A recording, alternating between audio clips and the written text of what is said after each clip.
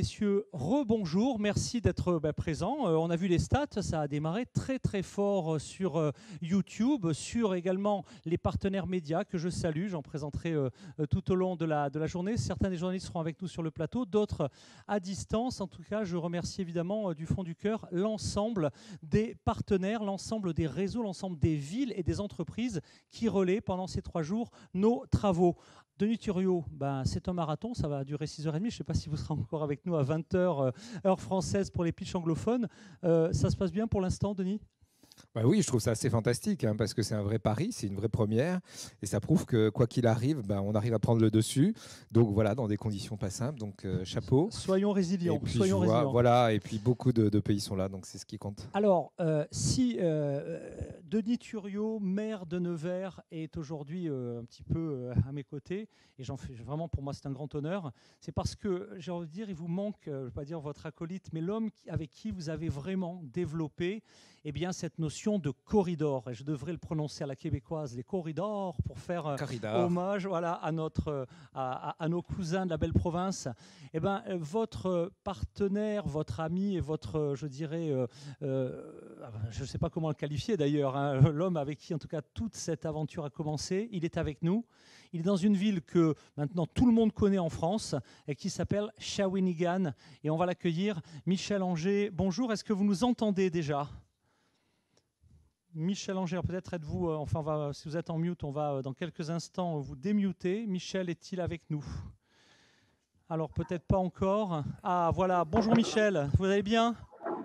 Bonjour Michel. Absolument bien, oui. Bon, alors toujours un plaisir. Voilà, donc effectivement. Alors, vous êtes peut-être un tout petit peu loin, Michel, du micro. Est-ce que vous savez vous rapprocher un tout petit peu parce qu'on vous entend de très très loin.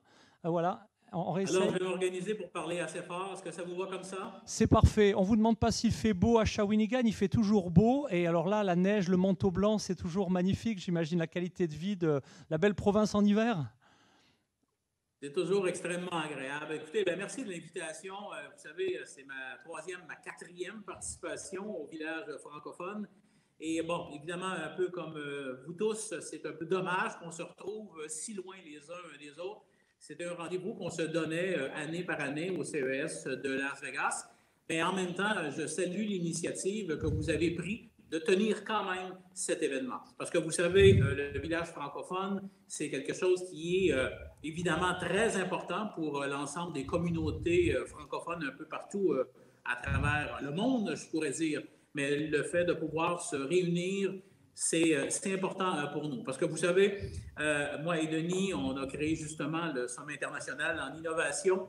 Et si ce n'était que d'une fois par année où on a l'occasion de se rencontrer, de se voir à Las Vegas, au CES, il me semble qu'il nous manquerait quelque chose. Alors, on a décidé justement de mettre en place ce fameux corridor économique entre nos deux villes avec comme objectif bien précis, et moi, je ne m'en cache pas du tout, c'est d'être en mesure de faire la démonstration que des villes médianes comme Shawinigan, comme Nevers, comme plein d'autres à travers le Québec et la France sont en mesure de faire de l'innovation. On est en mesure de garder nos jeunes chez nous. Et on est en mesure aussi, non pas de concurrencer les grands centres comme Montréal, Québec, Paris ou Bordeaux. Non, c'est pas ça qu'on veut faire. C'est qu'on veut faire la démonstration que nous sommes capables, nous aussi, de prendre notre place dans chacune de nos économies. Et l'opportunité que vous nous offrez à travers ce village francophone nous permet justement de bien se positionner et de nous permettre, nous, comme Québécois, d'avoir un terreau fertile avec la France pour faire en sorte que nos entreprises puissent développer des marchés d'innovation chez vous et vice-versa. Et la démonstration de nos rencontres, autant à Shawinigan qu'à Nevers, ont justement prouvé hors de tout doute qu'il est important, au-delà des grands centres, que des villes comme les nôtres, que des communautés comme les nôtres puissent être capables de se réunir et de travailler ensemble. Denis est un partenaire de premier plan pour nous, c'est devenu un ami et j'ose espérer que quand cette fameuse pandémie se terminera, qu'on aura enfin l'occasion et surtout la chance de pouvoir se serrer la main. Alors, on va se souhaiter évidemment un beau village francophone et je vais m'organiser pour y être le plus souvent possible. Merci pour cette belle fidélité, Michel. Un petit mot là encore, on est contraint par le temps, mais cette amitié, ces corridors, c'est bien plus que de la technologie, c'est bien plus que des affaires, c'est aussi une belle aventure humaine, Denis Thuriot. Oui, je dis, mais il y en a de moins en moins. Mais au retort de l'innovation qui pense que ça sépare les relations humaines, c'est faux et ça les accentue. D'ailleurs, je rappelle à mon ami Michel, et on peut dire notre alter ego, nous sommes des alter ego, que nous nous sommes rencontrés à Las Vegas. Donc on ne peut pas ne pas se rencontrer cette année à nouveau, même si entre-temps on le fait à Nevers ou à Shawinigan, mais c'est plus compliqué. Et je confirme cette volonté de porter entre les métropoles et les campagnes, il y a nos villes médianes, et ces villes médianes, elles existent par la volonté de leurs élus, tels que nous, mais il y en a beaucoup d'autres. Et donc ce corridor que nous avons mis en place, évidemment, a été un peu ralenti, de facto, compte tenu du nombre de déplacements très limités, voire interdits, mais nous avons un certain nombre de stocks d'entreprises, de start-up ou de PME innovantes qui sont prêtes à se développer en Amérique du Nord et au Québec, et d'autres en France que nous accueillons volontiers, puisque nous avons jumelé le DigiHub de Shawinigan et l'Incube de Nevers. Donc voilà une démonstration très concrète de ce que peut être un partenariat fort qu'on a scellé de l'autre bout de l'Atlantique pour nous, lui dans le sud de l'Amérique, et aujourd'hui, il est réel et nous avons toujours de la sympathie à nous retrouver et aussi de l'efficacité à rechercher pour avancer, et on va continuer sur un prochain CIVIM, j'espère l'an prochain. Alors, merci à tous les deux.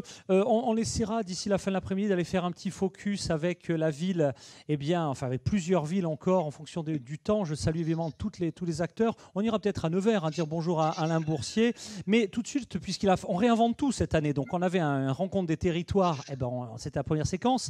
Là, on a tous les soirs des éléments de débriefing, des parcours de visite sectorielle où on essaie dans chacun de ces domaines d'excellence ou de compétences de comprendre ce qui se passe. On ne peut pas. Alors évidemment, et j'en parlais avec Emmanuel Jean, il se passe pas mal de choses. La plateforme du CES est déjà une source très intéressante. On vous invite évidemment tous à aller sur ce CES digital rencontrer nos champions régionaux. Mais il y a tout ce qu'on ne fait pas pendant les heures de CES, et c'est notamment tous ces éléments de réflexion collaborative. Alors on a créé ce format, les super tendances, super trends en bon français, ou je ne sais pas, où on a demandé à chacun de nos coordinateurs sectoriels de réfléchir, de nous éclairer sur ce qui se passe. Alors le principe est simple, chacun de nos coordinateurs sectoriels aura 3 minutes chrono. On a été un tout petit peu flexible, pas beaucoup, un petit peu, sur nos témoins, on le sera moins parce qu'on a vraiment un format marathon à tenir. 3 minutes, 3 tendances, 3 visuels qui structurent un peu cette pensée. Beaucoup sont avec nous, d'autres sont également dans des territoires partenaires. Ça, c'est le premier principe. Et chacun de nos coordinateurs de collectif est venu ou a coopté, où nous avons proposé à un acteur d'être un grand témoin pour illustrer ces tendances. 3 minutes, 3 tendances, 3 visuels, plus un témoin, c'est le programme de l'heure qui suit. Alors avant, et là encore, ce n'est pas les contraintes du technique, c'est les contraintes de l'encodage. On a nos partenaires clés, nos digital men francophones et européens francophones, et Bruno Guglielminetti, donc l'éditeur de Mon Carnet au Québec. On a fait la même chose. On leur a dit, écoutez, on va faire une alliance entre la vision, l'analyse d'un média européen et un média nord-américain francophone. Amis africains, vous arrivez en force au sein du village, il ne tient qu'à vous de compléter le triptyque. Ils nous ont concocté 20 minutes, on avait dit 12, on leur tire à l'oreille, mais j'ai vu le document, c'est extrêmement dense, sur les tendances du CES qu'ils décryptent depuis 2 jours, sur le thème de notre journée, les Tech for Cities. Donc on est en train d'encoder le document qu'on a reçu il y a quelques minutes, et donc au lieu de le passer au début de notre retransmission, on le fera à la fin. Ça ne changera rien normalement au déroulé. On va donc pouvoir parler de cette thématique. Je ne vais pas rentrer dans les détails, mais on a plein de collectifs. Vous allez rencontrer, ils sont tous inspirés, nos coordinateurs. Donc les coordinateurs de plein de domaines de la ville, l'eau, la mobilité, l'énergie, le bâtiment intelligent, etc., etc. Et donc, il a fallu coordonner tout ça. Et là encore, vous avez à vos côtés Denis Thuriot, un homme qui est un homme infatigable, qui, lors du CIVIM, travaille d'arrache-pied. Il est avec nous. Jérémy Nestel, venez donc nous rejoindre pour nous donner les tendances de cette grande réflexion sur les tech for cities, les tech pour la ville intelligente de demain. Et vous avez généreusement 3 minutes 30. Bonjour à tous. Alors, je ne sais pas si on me voit. Alors oui, on vous voit bientôt, voilà.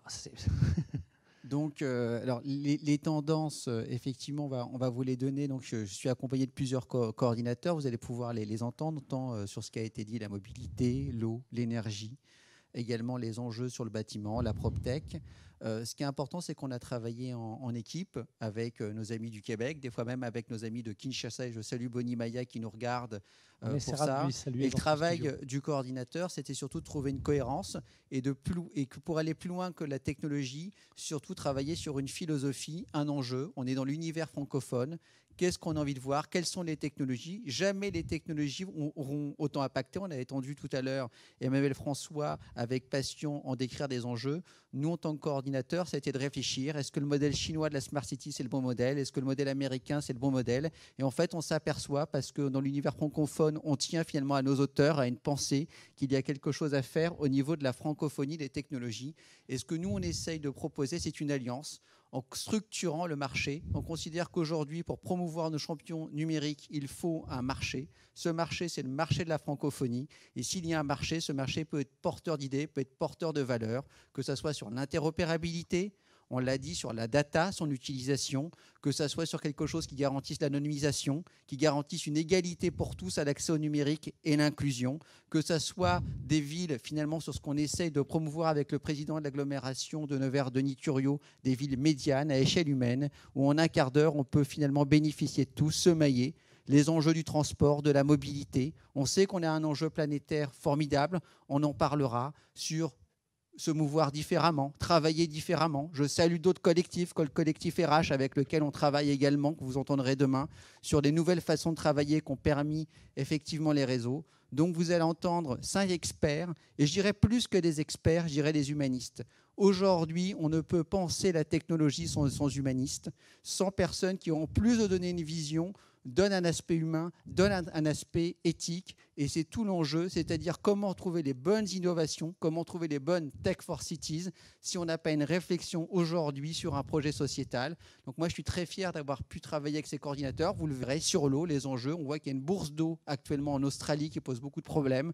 Est-ce que c'est les valeurs qu'on a envie de défendre? Comment justement mieux gérer la ressource? On en parlera sur l'énergie.